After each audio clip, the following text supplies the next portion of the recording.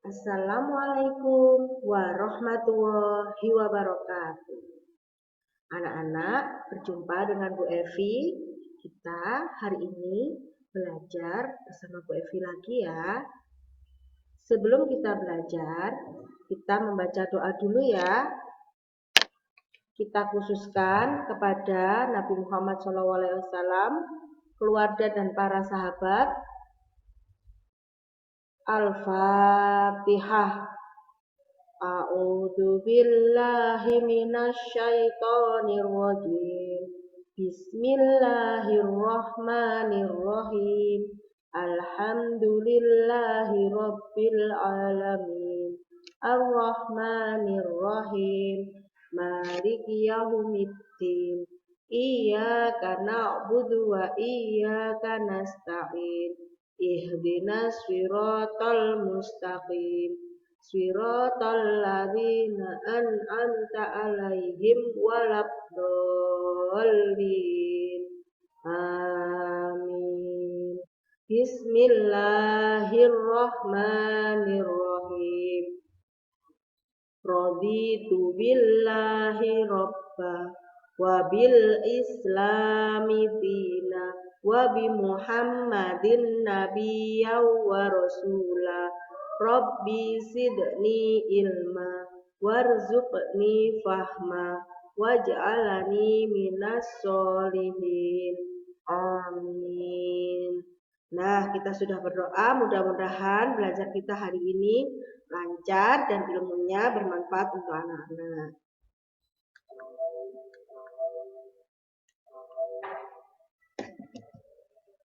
Nah, sekarang selamat datang di kelas 6. Kita belajar tema 2, subtema 1 bersama Bu Evi.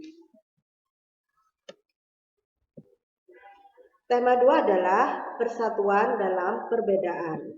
Subtema 1, rukun dalam perbedaan. Kompetensi dasarnya, kita akan belajar tentang IPA, yaitu menganalisis cara hidup makhluk hidup menyesuaikan diri dengan lingkungan. Nah, cara tumbuhan menyesuaikan diri terhadap kondisi lingkungan. Ini yang akan kita pelajari hari ini anak-anak. Yang pertama adalah tumbuhan di lingkungan kering atau kita sebut dengan xerophyte. Ciri-cirinya adalah berbatang tebal dan berisi banyak cadangan air. Yang kedua, akarnya sangat panjang untuk mencari air. Yang ketiga, permukaan batangnya berlapis lilin untuk mengurangi penguapan. Dan yang keempat, daun termodifikasi menjadi duri untuk mengurangi penguapan. Dan yang terakhir, tumbuhan tersebut dapat menggugurkan daunnya atau merangkas untuk mengurangi penguapan.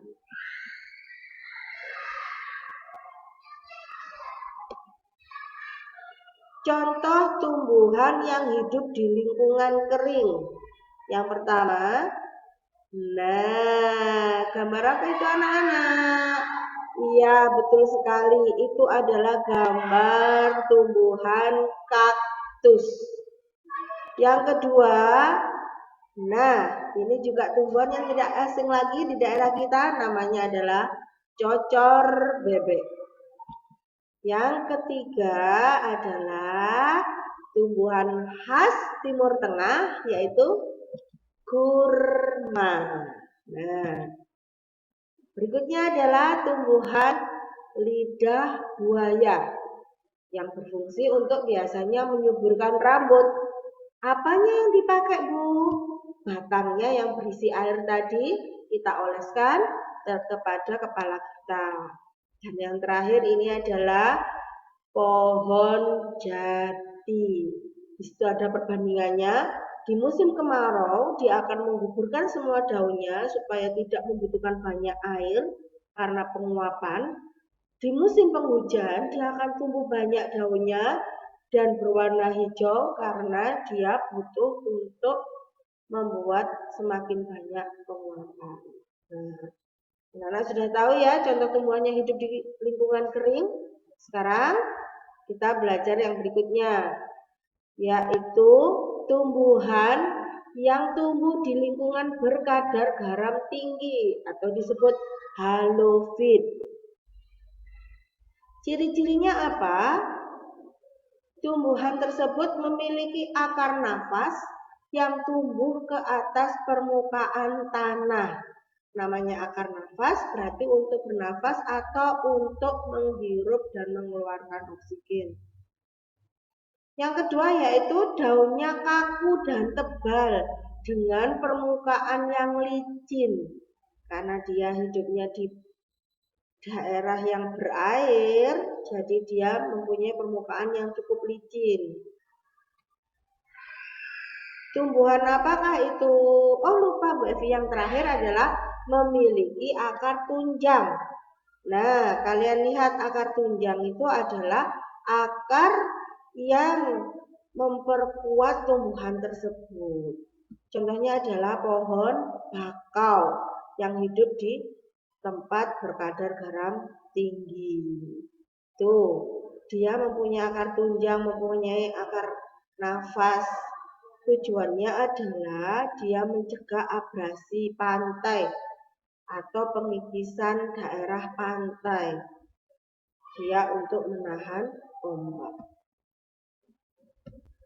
Selanjutnya, muncul gambarnya dulu. Kira-kira tumbuhan yang hidup di daerah apa ini anak-anak? Ada teratai dan ada eceng gondok itu. Iya betul, tumbuhan yang hidup di lingkungan air atau disebut dengan hidrofit. Ya.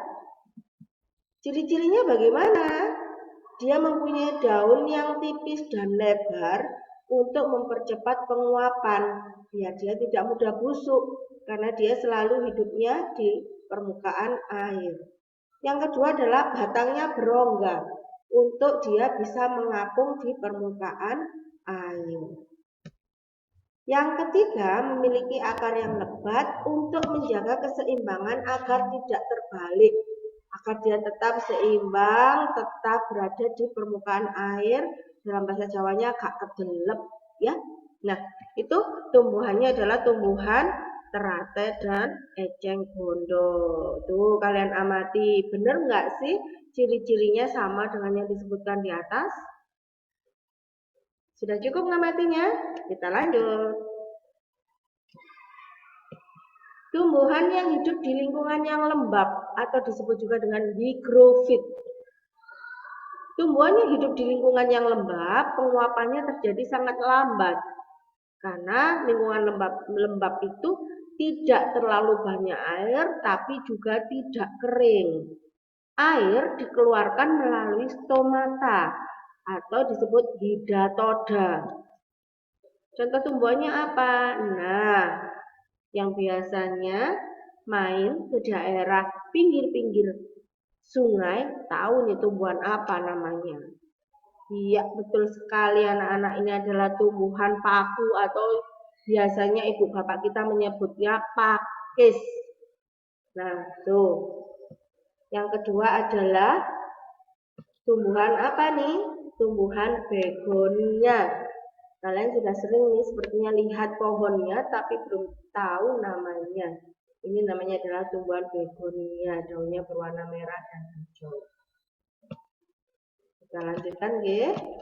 Nah, tumbuhan yang hidup di lingkungan miskin nitrogen. Apa? Tumbuhan yang hidup di lingkungan miskin nitrogen melakukan penyesuaian diri dengan menangkap serangga sebagai sumber nitrogen. Contohnya apa? Nah, ini contohnya adalah tumbuhan Venus. Jadi dia akan membuka bunganya, nanti merangsang supaya serangga menempel di bunganya. Kalau sudah serangga itu menempel, dia akan menutup. Nah, nitrogen yang ada di dalam serangga dipakai sebagai asupan untuk tumbuhan tersebut. Yang berikutnya adalah tumbuhan kantong semar. Ini sama, sistemnya sama seperti Venus. Nanti kalau ada serangga yang masuk, katupnya akan nutup. Ya, mungkin ini tidak banyak kita temui karena jarang orang yang memelihara tumbuh tanaman tersebut. Penyesuaian tumbuhan untuk berkembang biak. Tadi penyesuaian tumbuhan dalam hal adaptasi lingkungan, sekarang dalam hal berkembang biak. Oke. Nah, anak-anak, tumbuhan ini apa? Gak asing di gambarnya, tapi anak-anak pasti belum pernah menemui tumbuhan tersebut. Iya, betul sekali. Ini adalah bunga langka yang ada di Indonesia. Namanya apa, anak-anak? Bunga Rafflesia. Bunga Rafflesia mengeluarkan bau busuk untuk menarik perhatian serangga untuk membantu penyerbukan. Ya, jadi menarik serangannya supaya dia membantu penyerbukan dalam rangka untuk berkembang biak. Berikutnya adalah bunga mawar.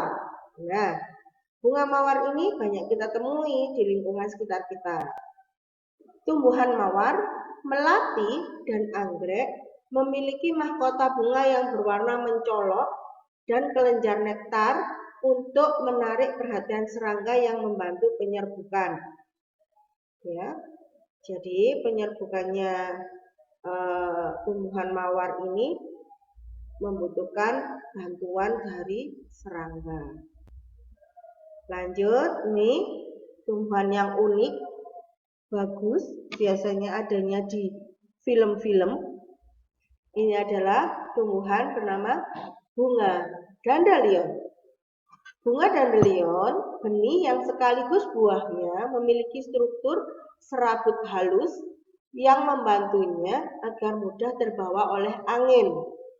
Jika benih tersebut jatuh di tempat yang sesuai, benih akan tumbuh menjadi tumbuhan baru. Mudah sekali ya dia untuk berkembang biaknya hanya dengan terpaan angin. Cara tumbuhan untuk melindungi diri, ya. Tadi ada adaptasi, ada untuk berkembang biak, sekarang untuk melindungi diri. Cara tumbuhan melindungi diri antara lain adalah dia memiliki duri. Tumbuhan memiliki duri pada batang atau buah untuk melindungi dirinya dari pemangsa. Supaya dia tidak dimakan oleh pemangsanya, dia melindungi diri dengan durinya. Yang pertama ini adalah tumbuhan apa? Mawar. Iya, betul sekali. Mawar adalah tumbuhan yang ada durinya di bagian batang. Supaya apa? Tidak mudah dipetik atau diserang oleh pemangsa. Ya, dilindungi oleh duri di batangnya. Yang kedua, nah ini anak-anak buah yang paling banyak disukai orang. Durian. Durian memiliki duri di bagian apanya, nak? Iya, di bagian buahnya. Supaya tidak mudah dimakan oleh pemangsa. Yang terakhir, ini buah apa? Buah salak. Iya, betul. Dia memiliki duri dua sekaligus. Di batangnya iya, di buahnya juga iya. Jadi untuk melindungi dirinya, dia memiliki duri di batang dan di buah. Kita lanjut ya. Yang berikutnya adalah tumbuhan tersebut memiliki rambut halus. Rambut halus atau gelugut, kalau orang tua kalian bilang pasti luguten, di permukaan batang maupun daunnya berfungsi untuk menimbulkan rasa gatal bila disentuh oleh pemangsanya. Jadi dia melindungi dirinya dengan rambut halus tadi supaya tidak didekati pemangsanya. Karena kalau didekati pemangsanya akan terasa gatal. Pohon apakah itu? Iya, betul sekali anak-anak, ini pohon bambu. Makanya kalian kalau waktu kecil sama bapak ibunya tidak boleh main pada daerah-daerah yang banyak bambunya, nggak boleh mainan bambu supaya apa? Badannya tidak gatal-gatal. Yang kedua adalah jagung. Jagung ini kalau kita raba batangnya, daunnya ada rambut-rambut halusnya. Dan yang terakhir ini apa, anak-anak? Iya, betul sekali, tebu. Tumbuhan penghasil gula. Dia juga di batangnya akan tumbuh rambut-rambut halus. Kemudian adalah cara melindungi dirinya dengan memiliki daun yang tajam. Daun yang tajam pada tumbuhan berfungsi untuk melindungi diri dari pemangsa. Contohnya apa? Nah, tidak asing kan, Nak? Apa itu? Nanas. Nanas memiliki daun yang tajam. Tuh, di atasnya itu daunnya tajam. Kemudian lidah buaya. Ini karena lidah buaya daunnya berupa duri ya. Tadi tuh terlihat kan tajam pinggirnya itu duri-durinya. Dan ada tumbuhan apa? Kaktus. Nih, kaktus itu duri itu merupakan daunnya.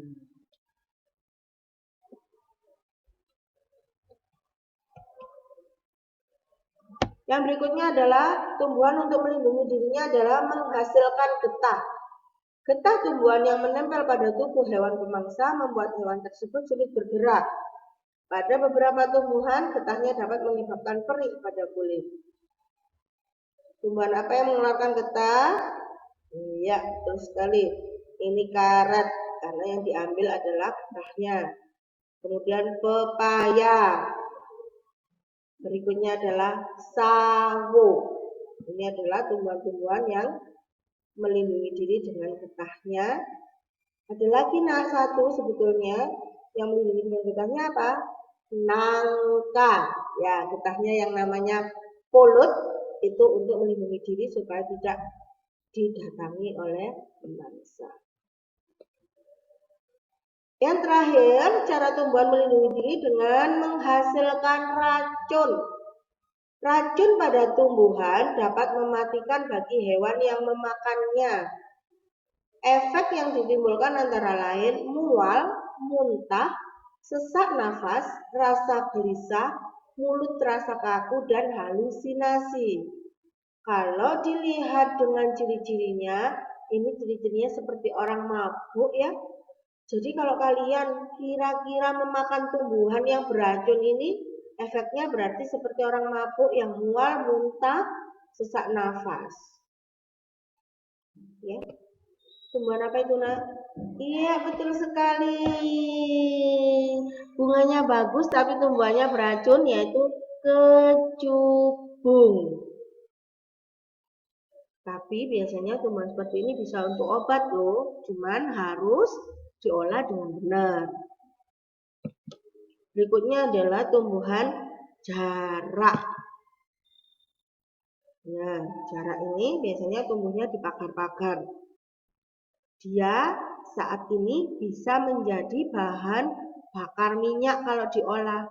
Makanya nggak boleh dimakan, garai keracunan. Ya. Oke anak-anak, itu tadi materi yang sudah disampaikan Bu Evi tentang cara adaptasi tumbuhan. Ada yang terhadap lingkungan, ada yang untuk berkembang biak, dan untuk melindungi dirinya dari pemangsa. Semoga ilmu yang diberikan Bu Evi bermanfaat untuk kalian, dan mudah-mudahan kalian bisa lebih semangat lagi belajar dengan video pembelajaran ini. Ya, jangan lupa tetap disiplin waktu, tetap optimalkan hasil supaya kalian menjadi siswa yang berprestasi. Tetap semangat ya. Oke, Bu Evi akhiri. Berjumpa lagi di video pembelajaran berikutnya. Untuk saat ini Bu Evi akhiri. Mohon maaf apabila banyak salahnya. Dan wassalamualaikum warahmatullahi wabarakatuh.